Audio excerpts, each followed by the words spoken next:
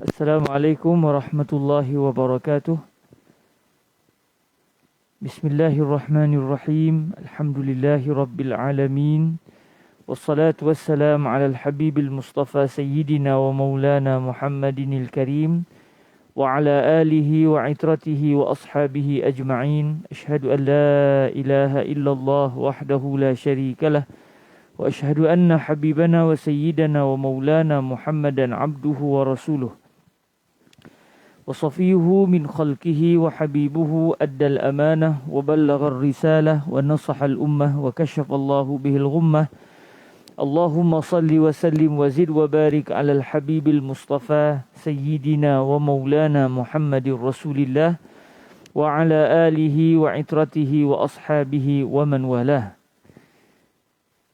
أما بعد, kita sama-sama mengucapkan kesyukuran kepada Allah Subhanahu wa taala.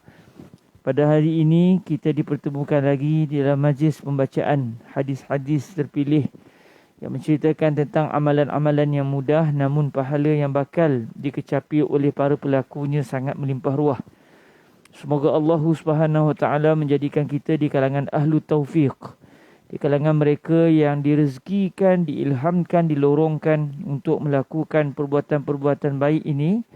Dan semoga Allah Subhanahu Wa Taala terus menjadikan kita berada di dalam limpahan kasih sayangnya dan di limpahan penjagaannya biiznillahi Subhanahu Wa Taala. Kita bersyukur pada Allah, hari ini kita akan masuk pada hadis yang ke-33. Maknanya kita ada lagi 8 hadis. Masuk hadis ni kita ada 8 lagi hadis untuk kita baca. Semoga Allah Subhanahu Wa Taala menjadikan majlis kita diberkati oleh Allah dan menjadikan kita di kalangan mereka yang kullaman tahina min kitab bada'na kitaban.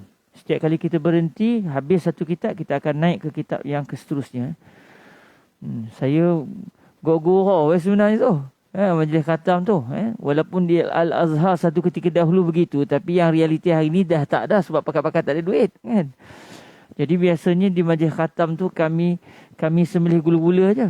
Sembelih gula-gula, coklat, gitu-gitu je. Kan? Tapi tuan-tuan nak menghidupkan kembali sunnah Al-Azhar satu ketika dahulu, yang tu saya tak boleh kata apalah. Nampak gaya ni bukan seekor lembu kita ni. Mau 4-5 ekor ni. Tapi seeloknya witir lah, 7 lah. Innallaha witrun yuhibbul witra. Jadi tuan-tuan yang dirahmati Allah Subhanahu Wa Taala, moga Allah Taala mudahkan segala-galanya. Bukanlah majlis makan tu yang kita inginkan sebenarnya, tetapi kegembiraan di dalam mengucapkan rasa syukur kita kepada Allah yang telah merezekikan kepada kita taufik sehingga dapat duduk daripada satu majlis ke satu majlis bersama dengan sabdaan Rasulullah sallallahu alaihi wasallam.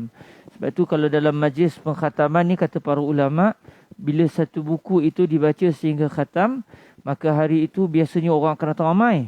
Sebab di situ akan kita berdoa kepada Allah, mohon kepada Allah agar Allah memberkati segala apa yang kita lakukan dan menjadi satu doa yang ditunggu-tunggu pada hari khatam sesuatu kitab, kerana ia adalah satu tanda kesyukuran kita kepada Allah yang telah memberikan kepada kita kekuatan sehingga dapat berada di majlis yang terakhir.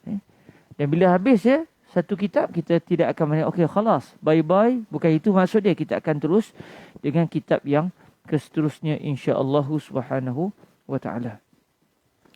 Baik, pada hari ini kita akan masuk pada hadis yang ke-33, iaitu zikir penutup majlis. Kita akan masuk ke dalam hadis yang membicarakan tentang zikir penutup majlis. Dan alhamdulillah dalam masyarakat Melayu kita masyhur hadis ini. Walaupun mungkin kita tidak pernah mendengar hadisnya, tetapi hari ini kita akan tahu rupanya yang kita amalkan selama ini, yang para ulama kita anjurkan selama ini, rupanya itu adalah berdasarkan hadis yang telah diriwayatkan oleh Al-Imam At-Tirmizi radhiyallahu taala anhu wa ardahu. Hadis riwayat Al-Imam At-Tirmizi dalam muka surat yang ke-132. Boleh baca 3 sebenarnya. Turmuzi, Tirmizi. Tirmizi ni banyak orang Melayu kita sebut Imam Tirmizi. Dan boleh juga baca Tirmizi. Tirmizi. Kalau di Mesir biasanya disebut At-Tirmizi. Guru-guru kami biasa sebut At-Tirmizi. Cuma di Malaysia kita biasa dengar At-Tirmizi, dan itu juga betul cara bacanya. Dan ada satu lagi At-Turmuzi, At-Turmuzi. Dan makam Al-Imam Tirmizi ini di belah-belah Uzbek sana lah. Saya sini tidak pernah pergi. Tapi ada sahabat-sahabat kita yang direzekikan Allah menziarahi pusara Al-Imam Al-Bukhari di Uzbekistan. Kata mereka, selepas mereka menziarahi makam Al-Imam Al-Bukhari, mereka juga menziarahi makam Al-Imam At-Tirmizi yang berada di sana.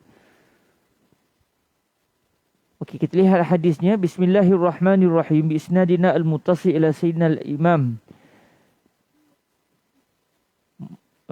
Al-Imam At-Tirmizi. Nama beliau adalah Abu Isa Muhammad ibni Isa ibni Saurah ibni Musa ibni Ad-Dahhak At-Tirmizi radhiyallahu ta'ala anhu ardahu wa nafa'ana Allahu bi'ulumihi wa ulumi masyayikhihi wa talamizatihi wa qurra'i sunanihi wa sa'iri musannafatihi wa syurrahiha Allahumma amin bisanadina ilaihi wa bisanadihi an Abi Hurairah radhiyallahu anhu. Allahumma ighfir li sayyidina Abi Hurairah wa li ummi sayyidina Abi Hurairah radhiyallahu anhuma.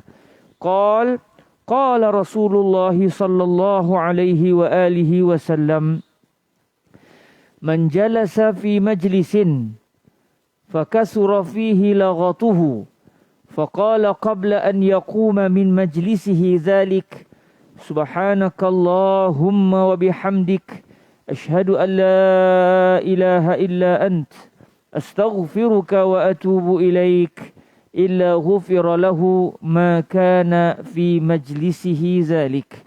Rawahu Tirmizi. Terjemahan bagi hadis ini daripada Sayyidina Abu Hurairah radhiyallahu ta'ala anhu, beliau telah berkata, Rasulullah sallallahu alaihi wa alihi wasallam telah bersabda, barang siapa yang telah duduk di dalam satu majlis, lalu banyaklah suara bisingnya di dalam majlis tersebut, lantas dia telah berkata sebelum dia bangun daripada majlis itu, subhanakallahumma wa bihamdika ashhadu an la ilaha illa anta astaghfiruka wa atubu ilaik. Yang bermaksud, maha suci dikau ya Allah, dalam keadaan saya memujimu dengan pujian untukmu. Saya bersaksi bahawa tiada Tuhan melainkan dikau.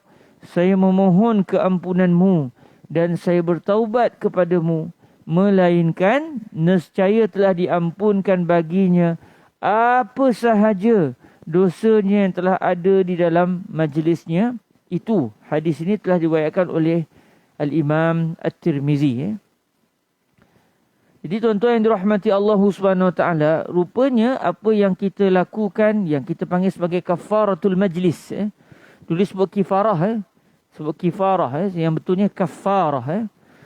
Biasa kita tangguhkan majlis kita dengan kafaratul majlis dan surah wal 'asr. Biasanya dalam majlis-majlis kita biasa akan menutup majlis kita dengan kafaratul majlis. Kafaratul majlis maknanya penghapus di dalam majlis, maknanya penghapus dosa yang berlaku di dalam majlis.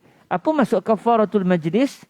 Iaitu zikir yang kita dengar tadi, subhanakallahumma wa bihamdika asyhadu an la ilaha illa anta astaghfiruka wa atubu ilaik. Jadi dalam hadis ini Nabi SAW menyatakan, barang siapa yang telah duduk di dalam satu majlis, tak semestinya majlis ilmu sebenarnya, tak semestinya dalam majlis-majlis ilmu sahaja, tetapi kebiasaan kita, hatta saya sendiri pun tidak teramal zikir ini melainkan dalam majlis ilmu je. Jadi kalau boleh lepas ni kita ingat, apa saja kita duduk dalam mana-mana majlis. Majlis ni bukan maksud dia majlis, boleh sebut majlis rasmi. Tidak, majlis ni maksud dia makanal julus. Majlis tempat kita duduk. Maksudnya kita menyembang, borak dengan kawan-kawan. Contoh lepas habis kuliah tu kita duduk menyembang sama kita. Sebelum kita nak beredar, subhanakallahumma wa bihamdika asyhadu an la ilaha illa ant astaghfiruka wa atubu ilaik. Dia tidak lagi menjadi budaya, melainkan hanya dalam majlis ilmu. Hatta saya sendiri pun walaupun dah baca hadis banyak kali, selalu terlupa. Semalam pergi ziarah bira saya, kami saja pergi jalan, dah boleh rentas daerah ni kan. Udahnya masa nak masuk ke Kuala tu, gamaknya awal benar angkat tangan tu. boleh suruh berhenti.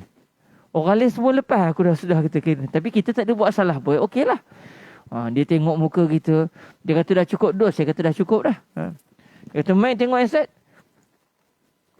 Bila nak tengok handset, okey lah. Mari ke isi, tinggal lagi 2 pula bateri tu. Punyalah kelangkap buat. Alhamdulillah selesai. Kalau tidak, tak kuliah subuh kita ni. Online daripada sana je nanti. Kan? Jadi tuan-tuan yang dirahmati Allah SWT. Masa menyembang betul kami balik. Tak baca pun zikir ini. Sebab kita tidak berbudaya dengan perkara ini. Jadi lepas ni, moga-moga nasihat untuk diri saya juga. Dia tak semesti kita kena baca kuat-kuat. Kita seorang je. Subhanakallahumma bihamdika asyhadu an la ilaha illa ant. Astaghfiruka wa atubu ilaika.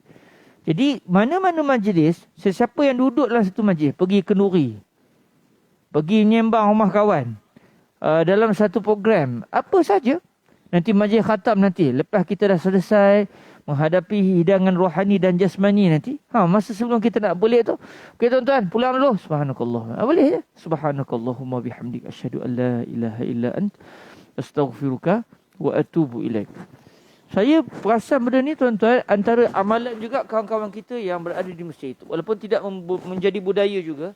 Tapi saya pernah pergi ziarah sahabat saya, orang Mesir lah. Masa kita mula-mula sampai Mesir tu, seronok lah. Kawan-kawan ajak pergi rumah lah, apalah. Freshie kan. Foreigner pula tu kan. Orang luar. Jadi dia menjamu lah macam-macam lah. Dan saya pernah lah dijamu dan kita pun macam terkejut juga kan. Nasi, lauknya sayur-sayuran je. Dalam hati, mana daging kok ayam. Tak ada, habis sudah. Nasi dijamu dengan sayur-sayuran. Makan jugalah, tak nak kata apa pun kan.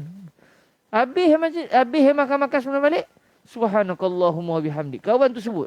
Dalam hati saya, ini lah majlis apa pula? Majlis ilmu ke? Kita dah terbiasa. Zikir ni hanya kita sebut sewaktu kita berada di dalam majlis ilmu. Sedangkan Rasulullah SAW menyatakan, barang siapa yang telah duduk dalam satu majlis, apa saja majlis, semestinya majlis itu bukan majlis maksiat lah. Dan kita pun tak teringin nak hadir dalam majlis maksiat. Lalu banyaklah suara bisingnya. Suara bising ni maknanya dia hoha-hoha, menyembang sana, menyembang sini. Bila menyembang macam-macam ni, kalau dalam majlis ilmu tu, insya-Allah tak adalah kita menyembang benda-benda yang tak tentu hakah. Tapi kalau dalam majlis selain dari majlis ilmu, duk menyembang dengan kawan-kawan, giziarah sahabat-sahabat. Jadi sambil-sambil menyembang tu, adalah cakap tu, cakap ini, cakap benda-benda yang mungkin kurang elok. Banyaklah dia punya bising dia tu dalam majlis tersebut. Lantas dia telah berkata sebelum dia bangun daripada majlis itu. Sebelum dia beredar meninggalkan majlis itu, dia pun sebut. Subhanakallahumma wa bihamdika asyhadu an la ilaha illa ant. Astaghfiruka wa atubu ilaik. Kata Nabi, siapa yang melakukan perkara ini, maka nescaya apa sahaja kesilapan, dosa yang dia telah lakukan sepanjang dalam majlis itu, semestinya maksudnya tidak berkaitan dengan hak manusia. Sebab sebarang kesilapan yang berkaitan dengan hak manusia, Allah SWT sengaja ingin memberikan satu kesukaran ataupun ingin memberikan satu kesempitan kepada kita supaya jangan berlebih kurang dengan manusia. Kalau dengan Allah SWT, kalau kamu tersilap, ya aku boleh ampunkan. Tetapi kalau kamu tersilap dengan manusia, hati-hati. Kamu kena meminta maaf dan juga menyelesaikan tanggungjawab kamu terhadap dia. Sebab hakul insan mabniyun alal musyahah. Hak kemanusiaan itu terbina di atas dasar kedekut. Di atas dasar tidak bertolak ansur. Jadi apabila seseorang itu dia buat dosa, dia maki orang, dia kutuk orang. Kalau ikut pendapat daripada sebahagian para ulama, mengumpat ni dosa besar. Walaupun ada juga para ulama mengatakan al-ghibah itu termasuk dalam dosa kecil, tetapi tidak dipersetujui oleh ramai juga para ulama yang mengatakan bahawa mengumpat, ngutuk orang. Mengumpat ni cerita benda betul tuan-tuan. Cerita benda betul. Kawan kita tu, saya tengok perangai dia makin wah dia tak tahu ke? Dia mula tu. Mengumpat ni bukan orang perempuannya, orang lelaki pun boleh tahan juga. Sambil kita menyembang tentang orang itu termasuk dosa besar. Maka kita sudah melakukan satu kesilapan yang besar terhadap hak seorang manusia. Sebab tu tuan-tuan, kita kena berlatih dan kita kena elakkan daripada mengata orang. Kadang-kadang sambil kita tak mengata dah, mari kawan tu. Ada seorang kawan tu, saya memang tak puas hati tu dengan orang tu. Dia ni, dia mula buah goreng tu. Kita pun, macam nak menambah sebab kita pun ada juga geram dengan kawan tu kebetulannya. Tetapi, la yu'minu ahadukum hatta yuhibba li akhihi ma yuhibbu li nafsihi. Nabi SAW ajar kita satu konsep yang sangat senang. Apa yang agak-agak kita suka kalau orang nak buat kepada kita? Kalau ada orang cerita buruk terhadap kita dan benda tu betul, kita nak tak orang terus lanjut menyembang pasal keburukan kita? Tak nak. Kita nak ada orang yang tolong stop. Dan ada orang yang kata, tak, mungkin sebenarnya gini-gini. Itu yang kita nak terhadap diri kita. Maka lakukanlah kepada saudara seakidah kita juga begitu. Jadi kalau begitu, bila ada yang seorang start, kita kata tak, itu memanglah itu perwatakan dia. Setiap orang berbeza perwatakan. Mungkin sebenarnya pada kita yang tak setuju cara dia. Tetapi dia tu sendiri melakukan perbuatan tu bagi dia betul. Mungkin begitu. Jadi kita potong tu dan kita alih ke cerita lain. Sebab ia berkaitan dengan hak manusia. Jangan main-main dengan hak manusia ni. Jenuh kita nanti. Jadi sebab tu, kata Fadilatul Syekh Husri, kalau kita pernah melakukan kesilapan dengan orang, kalau boleh minta maaf, minta maaf. Tapi kalau rasa kalau sebut kesilapan kita tu menambah cerita, jangan. Tapi kita buat baik dengan dia. Itu cara minta maafnya lah. Atau kalau kita pernah mengambil hak dia, pernah mengambil harta dia secara zalim, maka pulangkan semula. Walaupun tanpa menyatakan apakah sebab kita pulangkan duit tu. Tak payah sebut pun tak apa, sebab takut nanti jadi buka bau isunya. Kalau kita tak jumpa dia dah mana dah, maka bersedekahlah dengan niat moga-moga Allah sampaikan pahala itu kepada si empunya harta yang asal. Sebab hak manusia ni kita nak selesai di dunia, tak nak kita di akhirat tak pasal-pasal kita. Sebab ada orang muflis. Nabi pernah tanya para sahabat, kamu tahu siapa dia orang yang muflis?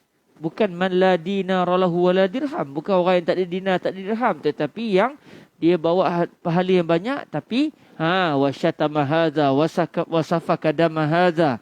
Orang yang pernah menumpahkan darah seseorang, orang yang pernah maki seorang, orang yang pernah buat zalim dengan orang. Maknanya dia akan tertahan di akhirat kelak dan terganggu perjalanan dia. Silat-silat hari bulan bukan sekadar terganggu, dihumban dan diterajang masuk ke dalam api neraka Allah wal-iyazubillahi min zalik.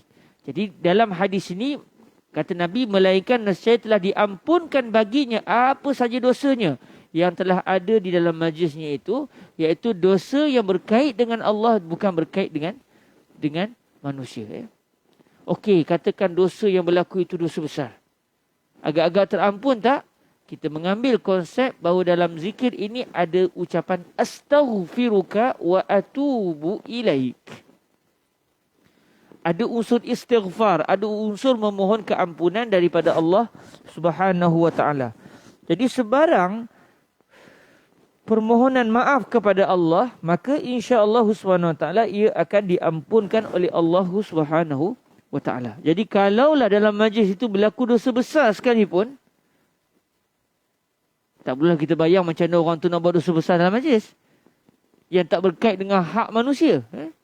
Kalau berlaku pun dosa besar, insya-Allah akan diampunkan oleh Allah dengan kafaratul majlis, dengan sebab zikir yang disebut di dalam hadis yang ke-33 ini. Sebab tu alhamdulillah menjadi budaya dalam mana-mana majlis ilmu, habis saja majlis ilmu kita akan tutup dengan subhanakallahumma wa bihamdika asyhadu an la ilaha illa anta astaghfiruka wa atubu ilaik. Cuma yang tidak menjadi budayanya dalam majlis selain daripada majlis ilmu. Jadi bolehlah kita cuba terapkan dalam negeri kita, bahawa setiap kali kita jumpa orang, menyembang dengan orang, jumpa di jalan ni contoh, menyembang, okey, apa ada rezeki kita jumpa lagi tuan, insya-Allah, subhanakallahumma bihamdika asyhadu an la. Begitu. Terus kita sambung dengan dan kita pun beredah. Silakan cikgu.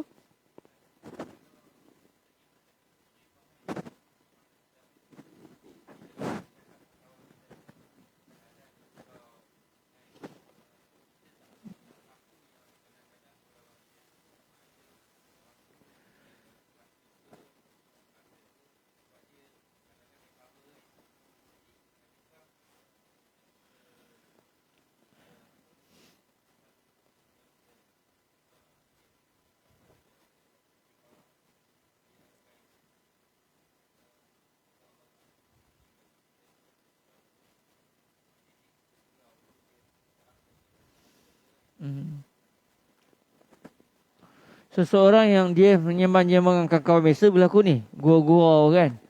Kita ucap satu ucapan yang rupanya mengguris hati kawan kita. Dalam keadaan dia senyum biasa je. Dia tak adalah menunjukkan dia punya rasa marah dia, rasa dia tertekan. Tidak. Jadi, kalau kita baca zikir ini, adakah kita akan diampunkan Tuhan? Pertama, sekiranya gurauan itu, gurauan yang tidaklah sebenarnya ada unsur maki dia. Dia cakap elok je. Cuma dia kebetulan masa tu, katakan dia ada isu lain, dia memang terasa betul hati dia masa tu. Padahal yang kita sebut itu, kalau dalam keadaan yang lain, dia okey je. Ucapan itu bukan kutuk dia, bukan maki dia. Kita gurau, menyembang, borak dengan dia. Akhirnya dia rasa sedih dengan ucapan kita. Disebabkan sebenarnya bukan ucapan tu, tapi kerana ada keadaan-keadaan lain yang berkaitan dengan diri dia, situasi dia ketika itu menyebabkan dia begitu terasa hati. So kita berdosa ke tidak? InsyaAllah tidak berdosa. Sebab kita sebenarnya tidak melakukan satu perbuatan yang pada hakikatnya boleh menggurih hati dia. Tapi kebetulan dia hari itu, katakan sebelum dia keluar rumah tu, dia ada buat pasal, ada isu dengan isteri dia contoh. Lepas tu kita pula macam biasa menyembang dia. Apa khabar lama tak jumpa? Apa ni dengan mesej apa pun tidak. Selama ni okey je. Hari tu dia terasa hati betul. Dah lah dia ditolak. Ataupun berlaku isu rumah tangga kan. Jangan tuan-tuan atau di Mesir dia sebut orang rumah kita ni wizarah dakhiliyah. Orang rumah kita itu adalah kementerian dalaman, Kementerian Pertahanan Dalaman, Kementerian Dalam Negeri, jangan buat pasal. Sampai guru-guru kami suka buat kelakar. La azzawjah la as-sam wa at-ta'ah. Isteri dengar dan taat. Tak nak katanya. La anak fil kharij rajul. Lakin fil dakhil bi la asma' wa utiya. Zawjah la haram. Mungkin. Kerana dia kalau dengan isteri dia lemah. Sebenarnya bukan kita lemah beristeri, tapi kita sayang beristeri. Kita sayang kepada isteri, dan sebenarnya memang itu adalah sikap yang baik. Bukan dengan kawan-kawan kita berlemah lembut, dengan isteri kita jadi pendekar, tak.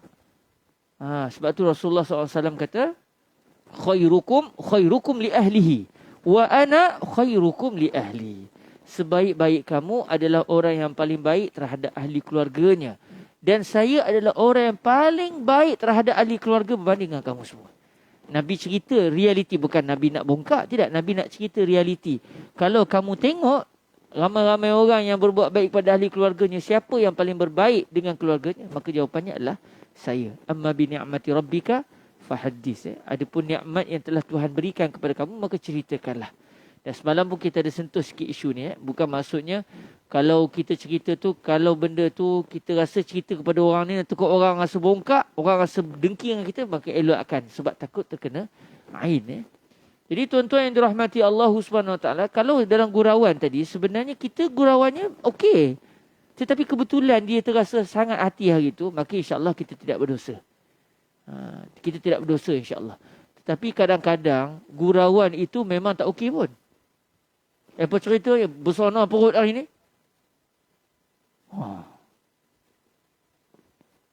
Kasar dia kata. Kita kan kawan rapat. Alasan kawan rapat, kita pun mengentam kawan tu buat lebih kurang. Macam dia tu bola ikut dah, kita nak menyempak di kenang ke kiri. Dengan alasan dah rapat. Rapat ni kita boleh maki lebih sikit. Dia kalau baru nak kenal, kita tak boleh maki. Tapi dah makin rapat, makin kuat maki. Ada orang berpendirian begitu. Tapi subhanallah tuan-tuan, Sayyidina Abu Bakar tu rapat betul dengan Nabi. Tak ada pula Nabi kerja maki Sayyidina Abu Bakar kerja maki Nabi. Ini mungkin dah budaya kita yang mungkin agak silap. Makin rapat, makin sedap kita maki mengutuk dia. Kalau begitu, kita sudah berkait dengan hak dia. Kena minta maaf tu. Dan kena jaga pertuturan. Cuma kalau kita ucap satu ucapan yang okey je sebenarnya, tetapi dia terasa, kita tidak bersalah. Sebagaimana yang pernah berlaku, Rasulullah SAW ditanya oleh seorang wanita tua, adakah orang tua masuk syurga? Dia kata tak, orang perempuan tua tak masuk syurga. Nabi jawab realiti. Memanglah, sebab di akhirat nanti orang tua akan menjadi muda. Lalu ibu tua tu sedih. Dia rasa dia tak masuk syurga, lalu dia menangis. Maksudnya dia telah terasa dengan ucapan Nabi. Tetapi Nabi tidak bersalah sebab Nabi bukan berniat untuk menjadikan dia tu sedih. Tetapi Nabi sebut realiti, kebetulannya dia yang terasa lalu dia sedih. InsyaAllah kalau gurauan yang pada asalnya tidak menjadi masalah, cuma orang tu kebetulan terasa hati, kita tidak bersalah. Tapi elok juga kalau kita tahu dia rasa terasa hati, kita minta je maaf, tak ada masalah. Tapi tak adalah bermaksud kalau dalam satu majlis tu kita tak buat kesilapan, tak payah baca kot zikir ni. Sebab kita tak tahu apa kesilapan kita kepada Allah. Yang kita tahu, saya tak buat silap. Tapi kok ada kesilapan kita tanpa kita sedar, maka kita mohon agar Allah mengampunkan semua kesilapan kita. Alhamdulillah, moga-moga tuan-tuan yang dirahmati Allah, hadis ini menjadi amalan kita. Dan nasihat untuk diri saya lah. Saya pribadi agak sukar untuk melaksanakan hadis ni melainkan dalam majlis ilmu saja. Moga-moga dalam semua majlis yang lain, dalam kita menyembang tu, kita selitkan penghujungnya dengan Subhanakallahumma wa bihamdika asyhadu an la ilaha illa ant astaghfiruka wa atubu ilaik. Baik. Pengajaran bagi hadis ini yang pertama, hadis ini memberikan kepada kita cara menggugurkan dosa yang berlaku dalam suatu majlis. Ini kerana dalam sesuatu majlis kadang-kadang berlaku pelbagai dosa yang kita lakukan sepanjang majlis tersebut berlangsung. Sama ada sedar ataupun tidak. Maka setelah kita ingin beredar meninggalkan majlis tersebut, ucapkanlah Subhanakallahumma wa bihamdik asyhadu an la ilaha illa ant astaghfiruka wa atubu ilaik. Bila sebut subhanak, maka kita telah menafikan dia, an-nafyu. Kita telah menafikan segala sifat yang tidak indah pada Allah. Tak ada pada Allah ni sifat yang tidak elok. Semuanya elok. Tak ada istilahnya Tuhan ni tak elok. Kita sebut subhanak, maha suci kamu ya Allah daripada segala sifat-sifat keji dan tidak elok.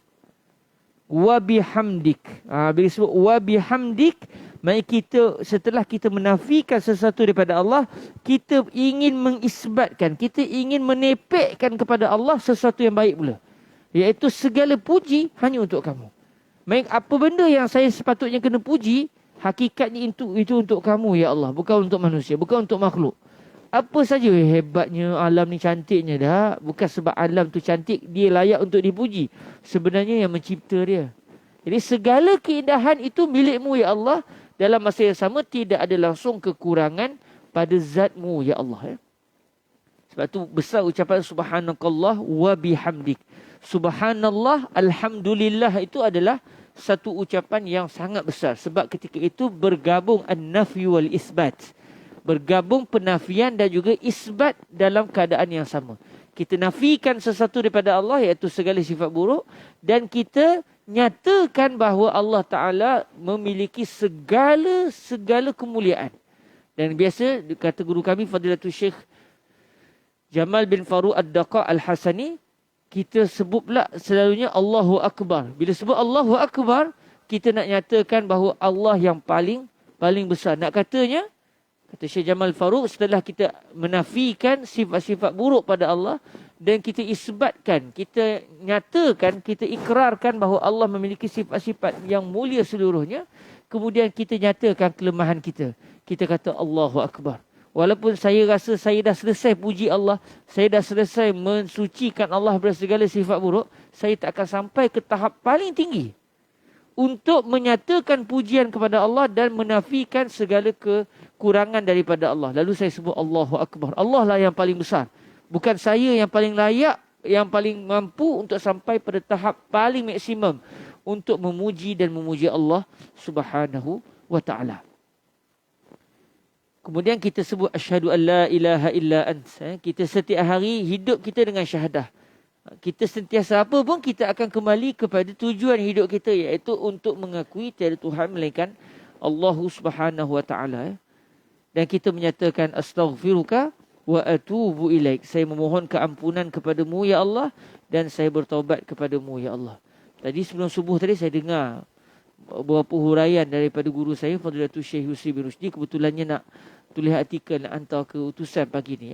Dan 2 minggu lepas saya dah sentuh sikit tentang konsep asas kepada para Nabi tidak reti membuat dosa. Dan para Nabi ni maksum. Hari ni, minggu ni kita nak mula masuk ke dalam kisah-kisah para Nabi yang seakan-akan ada, menunjukkan ada kesilapan yang dilakukan oleh Nabi-Nabi. Dan sebenarnya apa jawapan kepada perkara tersebut? Lalu saya dengar tadi, saya nak kongsi pada tuan-tuan. Kata Fadilatul Syekh Yusri bin Rushdi Al-Hasani, guru saya dan juga guru kita semualah. Kata beliau, bila Allah Subhanahu Wa Taala menyatakan dalam Al-Quran, وَعَلَّمَ آدَمَ الْأَسْمَاءَ كُلَّهَا. Apabila Allah telah mengajarkan kepada Nabi Adam al-asma, segala nama-nama. Allah telah mengajarkan kepada Nabi Adam nama-nama segalanya, seluruhnya. Tidak ada nama yang tidak diajar oleh Allah kepada Nabi Adam. Lalu kata Fadilatul Syekh Yusri, banyaklah para ulama berbeza pendapat dalam menafsirkan apa maksud Allah Subhanahu Wa Taala. Subhanallah.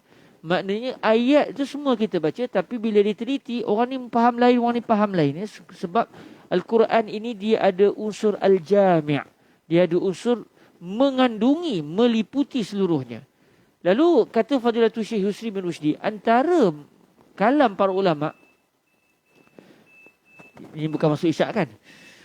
Maksud Allah Subhanahu Wa Taala mengajar Nabi Adam seluruh nama, iaitu nama-nama Allah Subhanahu Wa Taala. Nama-nama Allah yang kita tahu ada 99.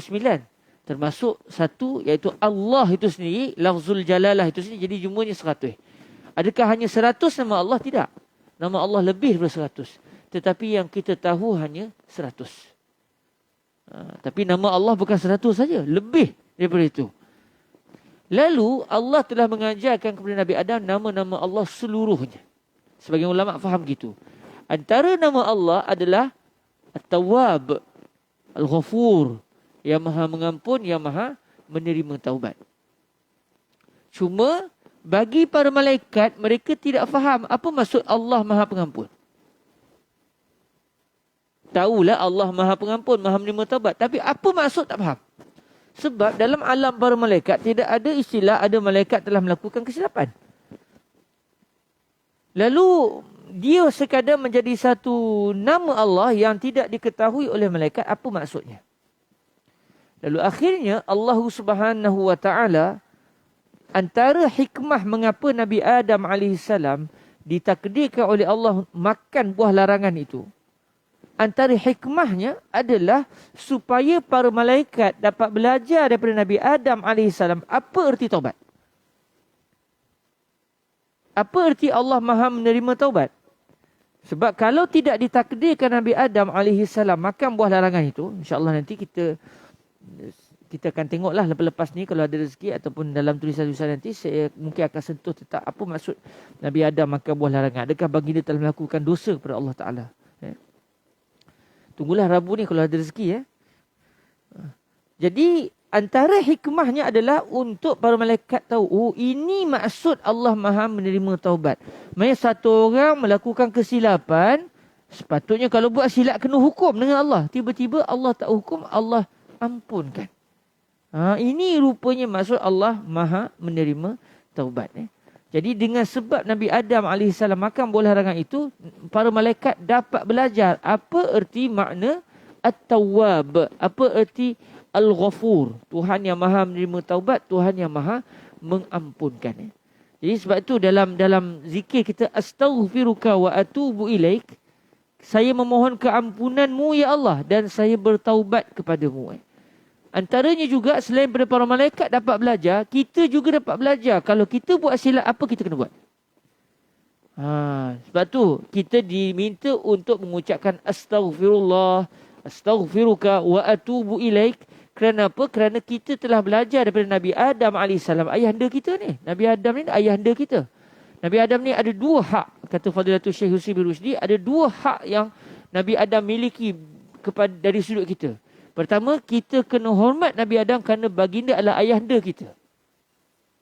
Bukan orang lain, ayah sendiri. Yang kedua, baginda adalah seorang Nabi. Jadi dari sudut kebapaan dan dari sudut kenabian ada dua hak. Sebab bukan semua Nabi-Nabi ada dua-dua ni. Contoh macam Nabi Sulaiman. Kita keturunan Nabi Sulaiman ke? Walaupun dalam hikayat Melayu sikit-sikit Raja Sulaiman. Adakah kita keturunan Nabi Sulaiman? Ya mungkin ya, mungkin tidak. Adakah kita keturunan Nabi Allah Daud? Ya mungkin, ya tidak. Tapi adakah Nabi Daud itu Nabi? Ya. Jadi maknanya ada Nabi-Nabi yang kemuliaan mereka ataupun hak yang kita kena tunaikan kepada mereka adalah menghormati dan memuliakan mereka dari sudut kenabian. Tetapi Nabi Adam alaihissalam, tanpa sebarang perbezaan pandangan, kita semua adalah cucu cicit zuriat Nabi Adam dan kita adalah daripada keturunan baginda. Dalam masa yang sama, baginda merupakan seorang Nabi. Nabi yang mula-mula Allah Subhanahu Wa Taala tabalkan sebagai Nabi dari sudut kemanusiaan. Walaupun dari sudut kerohanian, Nabi Muhammad lebih awal ditabalkan sebagai Nabi sebelum Nabi Adam alaihissalam. Jadi apabila Nabi Adam AS seorang ayah dan seorang Nabi, maka kita memang kena berhati-hati dalam berbicara tentang Nabi Adam, sebab baginda selain pada seorang Nabi, ayah sendiri. Kalau ayah kita buat kesilapan, nak cerita kat orang, nak jaja ke orang, ayah kita buat salah. Tak. Jadi kadang-kadang orang kata, Nabi Adam ni makan buah tu, kita akhirnya duduk dalam dunia. Kita akhirnya tak boleh duduk dalam syurga. Cuba tak makan.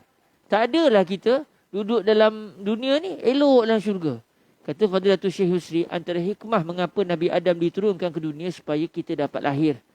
Sebab kalau dalam syurga, tak akan berlaku beranak dalam syurga. Jadi antara hikmahnya juga macam-macam lah. Jadi antaranya adalah apabila Nabi Adam AS melakukan secara zahirnya satu kesilapan, padahal bukan kesilapan, kita dapat belajar bagaimana kita boleh buat apa yang perlu kita lakukan kalau kita melakukan kesilapan. Iaitu dapat memohon istighfar daripada Allah dan Allah akan menerima pengampunan dan taubat kita. Sebab itu dalam doa ni pun, dan selepas kita dah habis majlis, kita bersebut astaghfiruka wa atubu ilaik. Yang kedua, tuan-tuan yang dirahmati Allah, Islam mahukan sebarang majlis yang dilakukan oleh seseorang Muslim adalah majlis yang ada padanya zikir, mengingati Allah. Tak sepatutnya ada majlis yang tidak mengingati Allah di dalamnya. Sambil-sambil menyembang tu, kena pastikan majlis kita tu majlis yang bukan majlis kosong, tapi majlis yang mengingatkan kita kepada Allah Subhanahu Wa Taala. Sangat tidak patut sekira majlis yang diadakan oleh seseorang Muslim adalah majlis yang dicemari dengan maksiat kepada Allah. Tak boleh nanti kita, jom kita join satu program maksiat. Walaupun ada juga tuan-tuan, ada juga orang hadir dalam majlis maksiat. Buat satu pertemuan untuk buat parti maksiat. Ada.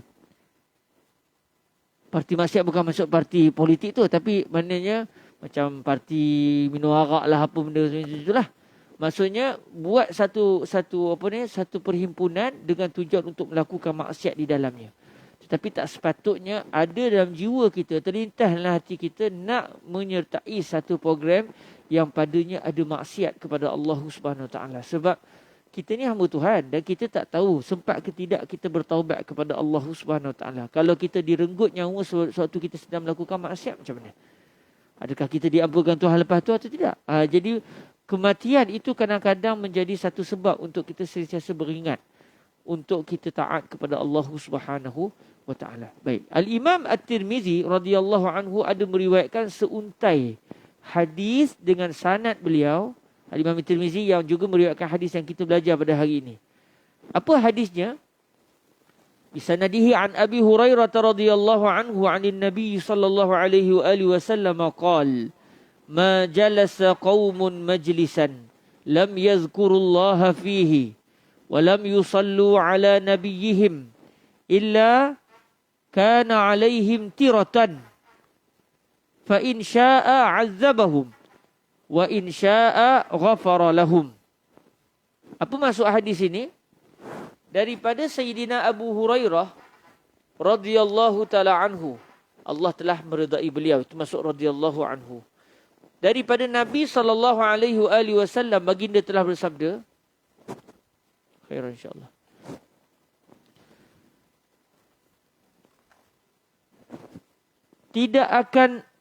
tidak duduk satu kumpulan di dalam satu majlis dalam keadaan mereka tidak menyebut nama Allah di dalamnya. Dan mereka tidak juga berselawat ke atas Nabi mereka, melainkan nescaya telah ditimpakan ke atas mereka akan tirah. Tirah. Apa dia tirah? Menurut, kita tengok di nota kaki tu tak? Menurut Al-Imam At-Tirmizi, tirah bermaksud penyesalan. Siapa yang duduk satu majlis, tak sebut langsung nama Allah dalam tu, dan tak ada pula selawat kepada Nabi dalam majlis itu, dia tidak akan lain dan bukan melainkan dia telah ditimpa dengan satu tirah, iaitu penyesalan. Kerugian maksud dia. Menurut beliau lagi, ada di kalangan ahli ilmu yang mengatakan bahawa tirah adalah api neraka. Maknanya orang ni memang kena azab lepas ni. Tapi itu secara zahirnya lah. Ada dua pendapat. Ada yang kata tirah bermaksud penyesalan. Rugilah dia. Ada satu peluang untuk dia dapat redha Allah, tiba-tiba majlis kosong. Tak dapat apa. Dan ada juga para ulama yang mengatakan tirah bermaksud api neraka. Sebab kalau majlis tak sebut nama Allah, tak mustahil akan ada maksiat di dalamnya. Lalu kata Nabi SAW sambungan kepada hadis ini, maka sekiranya dia telah menghendaki, iaitu Allah, sekiranya Allah mahu, nescaya dia telah mengazab mereka. Kalau orang itu berada satu majlis, langsung tak sebut nama Allah, langsung tak ada selawat kepada Sayyiduna Rasulullah sallallahu alaihi wasallam, kalau Allah mahu, majlis kosong macam ni, tak ada faedah macam ni, kalau Allah nak, Allah boleh azab orang tu. Sekiranya dia telah menghendaki, iaitu kalau Allah mahu pula, nescaya dia telah mengampunkan buat mereka, iaitu mengampunkan akan kesilapan mereka. Maksudnya sebarang majlis yang tidak disebut padanya nama Allah dan Sayyiduna Rasulullah sallallahu alaihi wasallam, maka majlis ni majlis bahaya sebenarnya, majlis yang sangat bahaya. Sebab takut-takut majlis itu menjadi penyebab untuk orang itu ditimpakan kemurkaan Allah Subhanahu wa taala. Jadi tuan-tuan yang dirahmati Allah Subhanahu wa taala, sebab tu dalam mana-mana majlis, bila kita menyembang dengan kawan-kawan pun, pastikan di sana ada disebut nama Allah. Sambil menyembang, letak dalam fokus. Saya akan berselawat, saya akan sebut nama Allah. Walaupun tak wajib sebenarnya. Tak wajib. Kita menyembang, apa cerita anak? Oh ya ke, okey, balik, jumpa lagi. Tidak dosa sebenarnya, kan? Pergi mandi contoh, pergi mandi di mana-mana, ataupun pergi ke satu program mana-mana. Tak semestinya kena menyebut nama Allah. Tetapi siapa yang dalam majlis itu langsung tidak disentuh nama Allah dan tidak ada selawat pada Nabi, majlis itu, orang itu akan menerima tirah. Iaitu paling kurang, kalau dia tak ada buat maksiat, dia telah ditimpa dengan penyesalan. Sebab satu peluang untuk dia boleh bawa orang kepada Tuhan, sekurang-kurangnya terdetik orang menyebut nama Allah, tiba-tiba tidak orang menyebut nama Allah. Jadi rugi majlis itu. Di akhirat dia kata, kalaulah saya cerodik, takkan saya jadikan majlis itu kosong, tak ada apa. Kurang-kurangnya ada jugalah pahala dalam mana-mana majlis yang saya sertai. Maknanya kalau tak ada sebarang dosa, dia rugi. Tapi kalau ada pula dosa, yang ni yang paling takut. Sebab kalau Allah mahu, Allah boleh memberikan hukuman kepada mereka, dan kalau Allah mahu, Allah boleh ampunkan orang tersebut. Jadi sebab itu, bila kita berada dalam satu majlis, kadang-kadang kita lalai alpa, pastikan selepas ataupun sebelum kita nak meninggalkan majlis itu, pastikan sebut sikit, subhanakallahumma wa bihamdika asyhadu an la ilaha illa ant astaghfiruka wa atubu ilaih. Kita ada satu lagi, iaitu apa dia? Bismillahirrahmanirrahim. Wal 'asr innal insana lafi khusr illa alladhina amanu wa 'amilus solihat wa tawasaw bil haqq wa tawasaw bis sabr. Ada satu lagi yang biasa kita lakukan, iaitu kita akan mengucapkan atau membaca surah Al-Asr. Disebut surah Al-Asr ataupun surah Wal Asr. Cuma tuan-tuan yang dirahmati Allah, ini pun dalam majlis ilmu ya. Kalau contoh jumpa kawan, balik dulu. Bismillahirrahmanirrahim. Wal Asr. Dia pun terkejut. Apa benda ni? Contohlah, kalau kita buat sekali. Ajak kawan-kawan, jom kita pergi makan kedai ni. Kedai apa? Kedai kopi mana-mana ke? Lepas habis majlis tu, jom kita balik. Baik. Bismillahirrahmanirrahim. Udah benda ni. Wal Asr. Kejut kita tak? Sebab dia tidak menjadi budaya dalam masyarakat kita. Kita hanya jadikan bacaan surah Al-Asr ini adalah selepas habis majlis. Nanti habis majlis kita hari pagi ni pun kita akan baca surah Al-Asr. Tetapi bila kita rujuk balik dari mana datangnya perkara ini, budaya membaca surah Wal-Asr ini adalah apa yang dilakukan sendiri oleh para sahabat Nabi SAW. Disebut dalam hadis, nanti insya-Allah dalam cetakan akan datang, saya akan sertakan hadis itu. disebut di dalam hadis bahawa para sahabat Nabi, 2 orang sahabat Nabi, sebelum mereka beredar dalam pertemuan mereka, sebelum mereka berpisah, seorang akan baca dan seorang akan dengar. Maknanya ada berlaku pembacaan surah Al-Asr. Baca apa? Baca surah Wal-Asr. Dia sebenarnya surah Wal-Asr ini ialah nasihat kepada kita sebenarnya. Wal-Asr. Demi masa. Dan ada para ulama kata Al-Asr maksudnya demi waktu asar. Asar tu maksud dia, ada ulama faham demi waktu asar. Sebab waktu lepas asar ni biasa orang akan lalai. Orang relax, orang letih dah buat kerja. Jadi masa tu waktu orang lalai kadang-kadang. Maka disebut wal asr, demi waktu asar. Dan ada ulama faham al-asr dengan maksud zaman, demi masa. Innal insana lafi khusrin illa alladhina amanu wa amilus solihat. Sesungguhnya manusia semuanya dalam kerugian. Jadi dia sebagai satu peringatan. Kita sebagai manusia sebenarnya kita semua dalam kerugian. Kecuali illa allazina amanu wa amilus solihat. Melainkan orang yang beriman dan beramal soleh. Alhamdulillah kita dah jadi beriman. Maksudnya teruskan keimanan kamu. Dan teruskan amalan soleh kamu. Supaya kamu tidak menjadi orang yang rugi. Dan disebut lagi 2 sifat. Wa tawasaw bil haqq. Mereka akan saling memberi wasiat, saling nasihat menasihati dengan kebenaran. Maknanya, kita nasihat bukan orang jadi jahat. Kita nasihat orang supaya orang dapat kebenaran. Wa tawasaw bis sabr.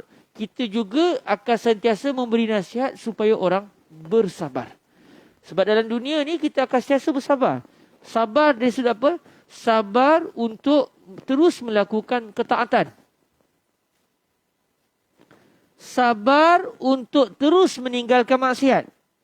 Yang ketiga, sabar dalam menghadapi musibah. Jadi 3 kesabaran. Sabar untuk terus melakukan ketaatan. Tak sabar tuan-tuan.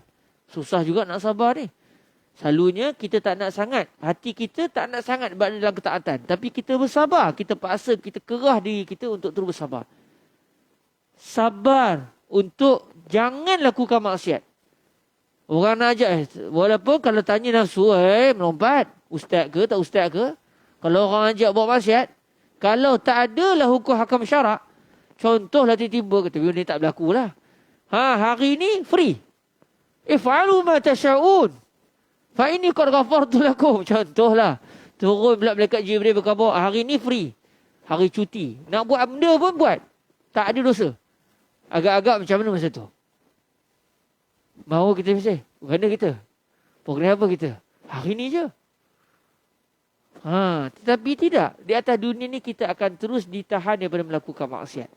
Maka perlukan kepada kesabaran. Supaya kita tak jatuh dalam lembah maksiat. Dan yang ketiga, kita bersabar menerima ujian Allah SWT. Sebab dalam hidup kita, kita memang akan bersabar. Cuma boleh juga untuk tak bersabar. Tapi rugi. Lalu disebut. Dalam ayat ini, mereka saling menasihati supaya mereka terus menjadi orang yang sabar. Jadi sebenarnya, bila kita dalam mana-mana pertemuan, akhirnya kita baca surah ni, kita memberi peringatan kepada diri kita dan nasihat kepada sahabat kita. Jadi sebenarnya bacaan surah Wal-Asr ini, walaupun setakat yang saya baca, tidaklah bersumberkan daripada hadis. Tidaklah ada disebut Nabi meminta begini. Tetapi yang sampai setakat yang saya jumpa adalah kembali kepada perbuatan para sahabat. Dan tak mustahil bahawa perbuatan sahabat itu diketahui oleh Nabi dan Nabi memperakuinya. Jadi maknanya kalau kita baca surah Wal-Asr itu tak ada masalah, memang tidak bercanggah dengan syariat. Katakan tak ada hadis sekalipun juga tidak menjadi masalah. Sebab membaca Al-Quran tidak ada waktu tidak boleh baca Al-Quran. Tidak ada waktu tidak boleh baca Al-Quran. Cuma kalau kita berada dalam keadaan yang tidak sepatutnya, tidak seeloknya kita membaca Al-Quran. Dan ada jugalah. Contoh ketika berhadas tak bolehlah baca Al-Quran. Hadas besar. Tapi katakan dalam tandas. Nak baca Quran tandas boleh tak boleh? Tak boleh. Tapi kalau ada juga orang yang buat, dia melakukan perbuatan yang makruh. Dalam mazhab Imam Asy-Syafi'i, menyebut nama Allah sewaktu ketika di dalam tandas itu adalah perbuatan makruh tanzih. Makruh tanzih. Maksudnya makruh yang tidak membawa kepada dosa. Cuma kalau dia niat untuk menghina ayat Allah, ketika itu dia sudah bertukar kepada bukan sekadar melakukan perbuatan dosa, tapi sudah sampai ke tahap melakukan perbuatan yang membawa kepada kemurtadan. Wal'iyazubillah, min zalik. Ni sekadar perbahasan fiqh lah, kita pun tak bincang lah nak baca Quran dalam tandas. Tetapi nak katanya bahawa dalam apa keadaan sekalipun memang kita dituntut untuk menyebut nama Allah Subhanahu wa ta'ala. Jadi tak ada istilah kita tak boleh baca Quran sebenarnya. Melainkan kalau tempat itu tempat yang tidak sesuai untuk dibaca ayat Quran. Supaya kita dapat mengelakkan daripada menyebut nama Allah, menyebut kalimah-kalimah Allah di tempat yang tidak sepatutnya. Jadi tuan-tuan yang dirahmati Allah, alhamdulillah pada hari ini kita dapat belajar satu hadis yang menceritakan tentang zikir yang selama ini kita laksanakan, dan dalam masa yang sama kalau kita perasan sentiasa Nabi SAW memberikan saranan kepada kita supaya kita sentiasa diampun oleh Allah Subhanahu wa ta'ala. Moga-moga Allah Subhanahu wa ta'ala memberkati kita. InsyaAllah hadis yang ke-34 ni kita akan bertemu saya Jumaat, Sabtu, Ahad depan tak ada. Jumaat, hari Sabtu, Ahad depan tak ada. Kebetulan saya ke Kuala Lumpur. Dah boleh berjalan mana ni. Tapi tak boleh lagi. Tapi buat sorat lah. Kebetulannya ada mesyuarat di Kuala Lumpur. Sebab di Kuala Lumpur dah boleh mesyuarat secara berdepan. Jadi dia nak buat pertemuan sikit di Kuala Lumpur. Jadi saya tak dapat berada pada minggu depan lah. Dan hari ni pun kita tak baca hadis ni. Sebab hadis ni cerita tentang kelebihan memuji Allah selepas makan dan minum. Sebab tak ada jamuan, jadi kita tak baca lagi lah hadis ini. Tapi kalau nampak ada jamuan tu, mau saya baca ni. Sebab kita nak amalkan. Bukan sebab nak makan tu, sebab nak amalkan. Boleh juga ditangguhkan hadis ni pada hari terakhir nanti. Boleh juga kan? Untuk kita dapat mengamalkan. Jadi insyaAllah, moga-moga hadis yang ke-34 ni kita akan bertemu dalam 2 minggu lagi. Bismillah. Silakan cikgu.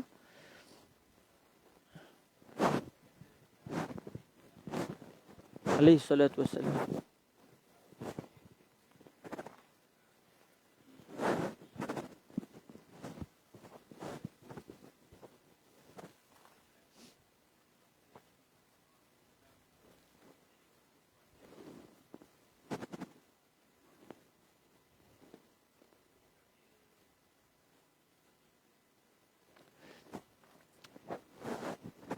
Dia begini, Al-Imam As-Suyuti radhiyallahu ta'ala anhu dalam kitab beliau Al-Khasa'is Al-Kubra, dan ramai sebenarnya para ulama menyatakan perkara ini. Cuma mungkin agak jarang kita dengar. Iaitu Rasulullah sallallahu alaihi wasallam sudah menjadi nabi sebelum daripada diciptakan Nabi Adam alaihi salam. Biasa perkara ini masyhur di kalangan orang-orang sufi. Biasa. Tapi sebenarnya dia bukan satu perbahasan sufi semata-mata, tapi dia merupakan perbahasan yang dibincangkan oleh para ulama kita satu ketika dahulu. Cuma mungkin jarang kedengaran. Kebetulan pula saya tersentuh tadi. Jadi Al-Imam As-Suyuti radhiyallahu ta'ala anhu ketika menyebut tentang firman Allah Subhanahu wa ta'ala, Qul inna salati wa nusuki wa mahyaya wa mamati lillahi rabbil alamin la syarika lahu wa bizalika umirtu wa ana awwalul muslimin. Kita dalam iftitah kita baca la syarikalah wa bizalika umirtu wa ana minal muslimin. Saya termasuk di kalangan orang-orang yang menyerah diri, iaitu mereka yang beragama Islam. Tetapi Allah memerintahkan baginda Rasul sallallahu alaihi wasallam untuk menyebut la syarikalah wa bizalika umirtu wa ana awwalul muslimin. Lalu Rasulullah ketika baginda salat, doa iftitah Nabi, kadang-kadang Nabi sebut minal muslimin, kadang-kadang Nabi sebut awwalul muslimin. Jadi disebut oleh para ulama, kita tak boleh sebut wa ana awwalul muslimin. Sebab maksud wa ana awwalul muslimin, saya adalah orang muslim paling awal. Saya adalah yang paling terawal sekali memeluk agama Islam. Jawapannya tidak, bukan kita yang paling terawal. Lebih dahulu orang yang sebelum kita. Tetapi Rasulullah, Allah memerintahkan Nabi untuk menyatakan perkara tersebut. Lalu kata Al-Imam As-Suyuti radhiyallahu ta'ala anhu dalam kitab beliau Al-Khasa'is Al-Kubra. Dan sebenarnya ramai para ulama bincang perkara ini. Kata Al-Imam As-Suyuti, ini menunjukkan bahawa Nabi adalah orang yang mula-mula sekali memeluk agama Islam. Sebelum segala makhluk yang lain. Sebelum langit, sebelum bumi, sebelum para Nabi yang lain. Sebelum Nabi Adam, sebelum Nabi Idris, sebelum mana-mana para malaikat yang memeluk agama Islam, yang beriman kepada Allah. Nabi Muhammad lebih awal beriman kepada Allah SWT. Maksudnya makhluk yang mula-mula beriman kepada Allah adalah Sayyiduna Rasulullah sallallahu alaihi wasallam. Cuma saya pinjam kata-kata Pak Tam. dia berbeza sikit. Tak guna bercanggah lah, kita guna berbeza. Ia berbeza dengan realiti yang kita hadapi. Sebab sebelum Nabi Muhammad diciptakan oleh Allah, sebelum Nabi Muhammad dilahirkan oleh ibunda baginda yang mulia, Sayyidatuna Aminah, sudah ada Nabi-Nabi yang terdahulu. Nabi Adam, Idris, bahkan Rasulullah lah Nabi yang terakhir sekali dibangkitkan oleh Allah Subhanahu Wa Taala. Jadi macam mana pula? Maksudnya ada dua perbezaan. Dari segi realiti, bukan Nabi Muhammad Nabi yang mula-mula. Dalam masa yang sama, ucapan daripada Allah Subhanahu Wa Taala sendiri menyatakan bahawa baginda Rasulullah adalah makhluk yang mula-mula sekali beragama Islam. Tambah lagi dengan hadis yang pernah para sahabat tanya pada Nabi, mata wajabat lakan nubuwah. Bilakah kenabian sudah diberikan kepada anda ya Rasulullah? Nabi kata, wa adamu bainar ruhi wal jasad. Saya sudah menerima kenabian ketika Nabi Adam masih di antara roh dan jasad. Belum sempurna penciptaan Nabi Adam lagi. Sewaktu Nabi Adam masih lagi antara roh dan jasad. Belum lagi jadi orang betul yang berjasad dan berroh, saya sudah menjadi Nabi. Jadi bila ada dua dimensi yang berbeza ini, lalu kata para ulama, maksud Rasulullah adalah seawal-awal makhluk. Dari Mesir biasa, awwalu khalqillah. Ya awwala khalqillah. Itu biasa kita dengar dalam ucapan-ucapan tarhim, ucapan-ucapan zikir ataupun qasidah orang Mesir. Manusia yang paling awal sekali diciptakan oleh Allah, iaitu Nabi SAW. Jadi, kata para ulama, maksud Rasulullah adalah makhluk yang mula-mula sekali menjadi Nabi, yang lebih awal menjadi Nabi, bahkan lebih awal diciptakan Tuhan, iaitu dari sudut kerohanian. Ruh. Macam kita sendiri, kata Syekh Husri, untuk mudah kita faham, kita sendiri. Kita ada jasad, kita ada roh. Bila roh kita diciptakan Tuhan? Hari kita lahir ke? 9 bulan sebelum lahir ke? Baru Allah ciptakan roh kita? Sebelum tu roh kita tak wujud? Atau jasad kita baru diciptakan semasa ketika bermula daripada persenyawaan di antara benih lelaki dan benih perempuan itu? Jasad baru diciptakan. Tetapi roh bila diciptakan? Lama dah. Zaman Nabi Adam lagi.